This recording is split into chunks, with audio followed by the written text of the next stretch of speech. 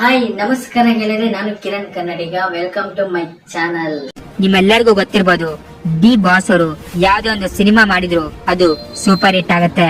ಇವರ ಸಿನಿಮಾ ಬರ್ತಾ ಇದೆ ಅಂದ್ರೆ ಬೇರೆ ಯಾವ ನಟರು ಕೂಡ ಅವರ ಮುಂದೆ ಅವರ ಸಿನಿಮಾವನ್ನ ರಿಲೀಸ್ ಮಾಡಲು ಭಯ ಪಡ್ತಾರೆ. ಇದೇ ಕಾರಣಕ್ಕೆ ಇವರನ್ನು ಬಾಕ್ಸ್ ಆಫೀಸ್ ಸುಲ್ತಾನ್ ಅಂತಾನೆ ಕರೀತಾರೆ. ಇವರಿಗಿರುವಷ್ಟು ಕ್ರೇಜ್ ಇಡೀ ಇಂಡಿಯಾದಲ್ಲಿ ಯಾವ ನಟನಿಗೂ ಕೂಡ ಇಲ್ವೇ ಇಲ್ಲ. ಇವರ ಅಭಿಮಾನಿಗಳು ಯಾವುದೇ ಕ್ಷಣದಲ್ಲೂ ಕೂಡ ಇವರನ್ನು ಬಿಟ್ಟು ಕೊಡಲ್ಲ. ಡಿ ಬಾಸ್ ಅವರು ಎಲ್ಲಾದ್ರೂ ಬರ್ತಾ ಇದ್ದಾರೆ ಅಂದ್ರೆ ಸಾಕು, ಅಷ್ಟೊಂದು ಜನಸಾಗರ ಸೇರಿರುತ್ತೆ.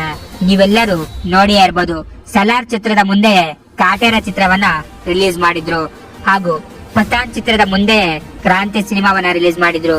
ಡಿ ಬಾಸ್ ಅವರು ಯಾರಿಗೂ ಕೂಡ ಹೆದರಲ್ಲ. ಅವರ ಮೇಲೆ ಅವರಿಗೆ ನಂಬಿಕೆ ಜಾಸ್ತಿನೇ ಇದೆ. ಇಂದು ಪುಷ್ಪ 2 ಚಿತ್ರದ ಸಮಯದಲ್ಲಿ ಡೆವಿಲ್ ಸಿನಿಮಾ ಏನಾದ್ರೂ ರಿಲೀಸ್ ಆಗಿದ್ರೆ ಪುಷ್ಪ 2 ದಾಖಲೆ ಮುರಿತಾ ಇದ್ದಿದ್ದು ಗ್ಯಾರಂಟಿ ಅಂತಾನೆ ಹೇಳ್ಬೋದು. ಇಂದು ಒಂದು ಇಂಟರ್ವ್ಯೂ ನಲ್ಲಿ ಮಾತನಾಡುವಾಗ ಶಿವಣ್ಣ ಅವರಿಗೆ ಒಂದು ಪ್ರಶ್ನೆಯನ್ನ ಕೇಳಲಾಗುತ್ತೆ. ಎಷ್ಟೊಂದು ಪರಭಾಷಾ ಸಿನಿಮಾಗಳು ಕರ್ನಾಟಕದಲ್ಲಿ ದಾಖಲೆ ಬರಿತಾ ಇದೆ, ಇದರ ಬಗ್ಗೆ ಏನ್ ಹೇಳ್ತೀರಾ ಅಂತ ಕೇಳಿದಕ್ಕೆ ಶಿವಣ್ಣ ಅವರು ಒಂದು ಮಾತನ್ನ ಹೇಳ್ತಾರೆ. ಡಿ ಬಾಸ್ ಅವರ ಸಿನಿಮಾ ಏನಾದ್ರು ಈ ಸಮಯದಲ್ಲಿ ರಿಲೀಸ್ ಆಗಿದ್ರೆ ಎಲ್ಲಾ ಪರಭಾಷಾ ಚಿತ್ರಗಳ ರೆಕಾರ್ಡ್ಗಳು ಬ್ರೇಕ್ ಆಗ್ತಿತ್ತು ಅಂತ ಹೇಳಿದ್ರು.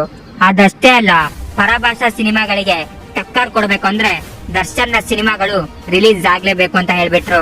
ಅಂತಹ ಖ್ಯಾತ ನಟ ಶಿವಣ್ಣ ಅವರೇ ಡಿ ಬಾಸ್ ಬಗ್ಗೆ ಈ ರೀತಿಯ ಮಾತುಗಳನ್ನ ಹೇಳ್ತಾರೆ ಅಂದ್ರೆ ಡಿ ಬಾಸ್ ಅವರ ಕ್ರೇಜ್ ಯಾವ ಲೆವೆಲ್ಗೆ ಇದೆ ಅಂತ ನೀವೇ ಯೋಚನೆ ಮಾಡಬಹುದು.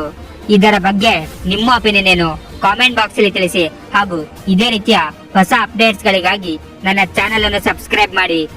Thank you.